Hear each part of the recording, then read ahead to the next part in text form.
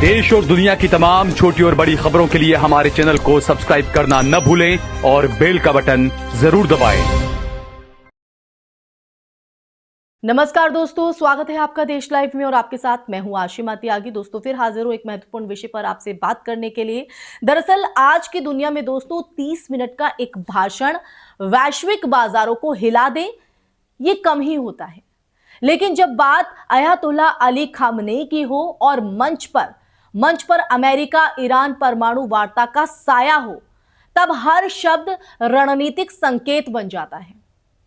17 फरवरी 2016 को पूर्वी अजरबैजान प्रांत के लोगों को संबोधित करते हुए खामनेई ने सिर्फ घरेलू राजनीति नहीं की, उन्होंने वॉशिंगटन, जेनेवा और खाड़ी के समुद्री रास्तों तक संदेश भेजा। भाषण का समय जो था वो भी अहम था। जिनेवा में अमेरिका ईरान परमाणु बातचीत की जो शुरुआत के बीच सीधा टेलीविजन प्रसारण, ताकि दुनिया सुन ले कि तेहरान दबाव में नहीं है। तो इन तमाम बातों का मैं जिक्र क्यों कर रही हूं, मैं आपको आगे चर्चा के माध्यम से बताऊंगी, लेकिन उससे पहले आप लोगों से हमेशा की तरह अपील, इंसाफ की आवाज को बुलंद करने के लिए और सच्ची पत्रकारिता के लिए हमारा यानी देश लाइव का सहयोग करें। साथ ही डिस्क्रिप्शन में दिए गए लिंक को ओपन कर ज्वाइन बटन दबाकर आप हमसे यानी देश लाइव से सीधा जुड़ सकते हैं दोस्तों। तो दोस्तों वापस आज की चर्चा पर लौटते हैं और बात खामनेई की हो रही है, तो कहीं ना कहीं ये जो विषय है वो बेहद महत्वपूर्ण है, इसलिए आज की जो चर्चा है वो बेहद ध्यान से सुनिएगा और दुनिया में चल क्या रहा है वो भी आपको समझ में आएगा। तो देखिए, खामनेई का मैंने जिक्र किया है, तो खामनेई का जो पहला बड़ा बिंदु था वो था सत्ता परिवर्तन की कोशिश को खुली चुनौती। उन्होंने राष्ट्रपति ट्रंप के बयानों का नाम लिए बिना जवाब दिया कि 47 सालों में अमेरिका ईरान की व्यवस्था को नहीं गिरा सका, आगे भी नहीं गिरा पाएगा।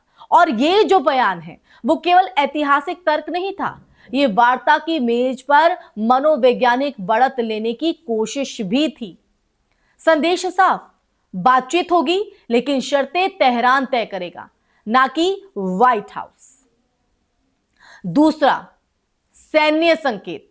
खामेनेई ने चेतावनी दी कि दुनिया की सबसे ताकतवर सेना को भी एक झटका दिया जा सकता है कि वो संभल ना सके, और ईरान के पास ऐसे हथियार भी हैं, ऐसे हथियार हैं जो अमेरिकी युद्धपोतों को समुद्र की गहराई में पहुंचा सकते हैं। और ये इशारा सीधे स्ट्रेट ऑफ हॉर्मुज की ओर था, और वही समुद्री रास्ता जिससे दुनिया का लगभग 20% तेल गुजरता है। और भाषण के तुरंत बाद देखिए, भाषण के तुरंत बाद हार्मुज में लाइव मिसाइल ड्रिल की खबर ने बाजारों को झकझोर कर रख दिया। सैन्य अभ्यास अपने आप में जो है नया नहीं है, लेकिन उसका जो समय है और टोन है यही असली संदेश था। ऊर्जा बाजार ने सबसे पहले प्रतिक्रिया दी। ब्रेंट क्रूड में तेजी आई क्योंकि निवेशकों को डर है कि अगर हार्मुज बाधित हुआ तो आपूर्ति श्रृंखला जो है वो हिल जाएगी। ऊर्जा कीमतों में उछाल का सीधा असर महंगाई, शिपिंग लागत, उभरते बाजारों की मुद्रा पर जो है वो पड़ता है। दोस्तों, अमेरिका में प्रेसिडेंट्स डे के बाद खुले बाजारों में S&P 500 और डो जोन्स इंडस्ट्रियल एवरेज के फ्यूचर्स में हल्की जो गिरावट है वो दिखी। साफ संकेत है कि निवेशक रुको और देखो मोड में है। यूरोप में स्टॉक्स यूरोप 600 लगभग स्थिर रहा, लेकिन रक्षा क्षेत्र के शेयर 1% से ज्यादा फिसले, क्योंकि अगर वार्ता आगे बढ़ी तो तनाव प्रीमियम घट सकता है। एशिया में निक्केई 225 पर भी दबाव रहा, और जहां जो है घरेलू आर्थिक आंकड़ों के साथ खाड़ी की जो अनिश्चितता है वो जुड़ गई। दोस्तों भारत के लिए ये जो समीकरण है और कहीं ना कहीं संवेदनशील है। बीएसई सेंसेक्स निफ्टी 50 में हल्की बढ़त जरूर दिखी, लेकिन तेल आयात निर्भर अर्थव्यवस्था होने की वजह से ऊंची कच्चे तेल की जो कीमतें हैं वो चालू खाते और महंगाई पर दबाव डाल सकती है। पेट्रोल डीजल के दाम पर आइए, रुपए की चाल और बॉन्ड यील्ड सब पर नजर रखनी होगी। अगर हॉर्मुज में जोखिम प्रीमियम स्थायी हो गया तो ये भारत समेत एशियाई अर्थव्यवस्थाओं के लिए चुनौती बन सकता है दोस्तों। दोस्तों, परमाणु वार्ता पर खामेनेई का जो रुख है वो रुख भी उतना ही महत्वपूर्ण था। उन्होंने ये कहा कि नतीजा पहले से तय मानना मूर्खतापूर्ण है और ईरान किसी दबाव में नहीं झुकेगा। और ये जो बयान है 2 स्तरों पर चढ़ा जाना चाहिए।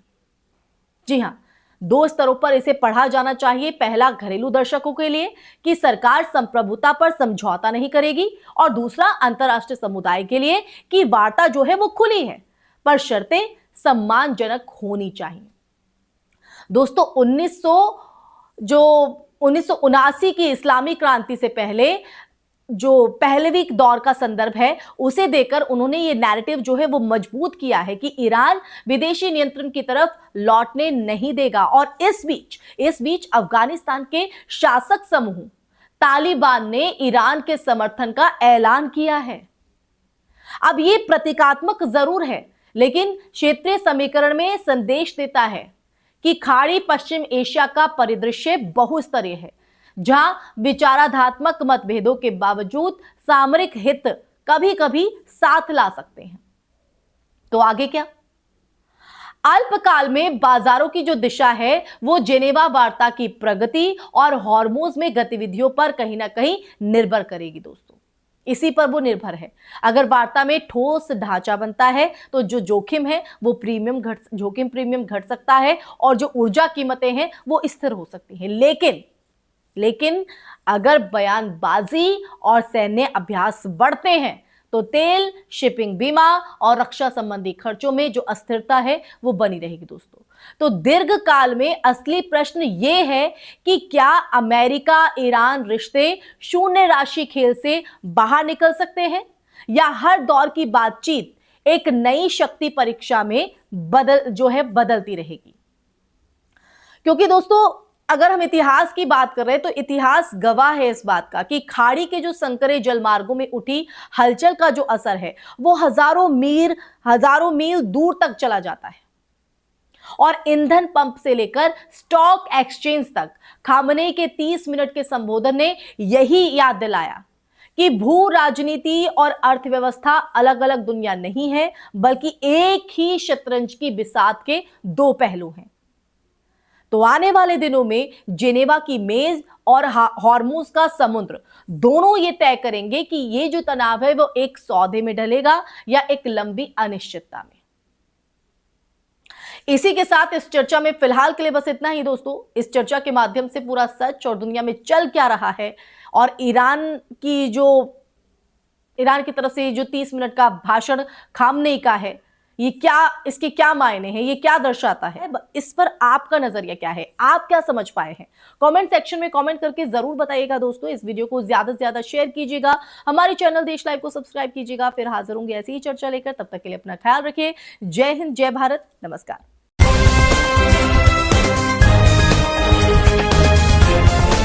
देश और दुनिया की तमाम छोटी और बड़ी खबरों के लिए हमारे चैनल को सब्सक्राइब करना न भूलें और बेल का बटन जरूर दबाएं।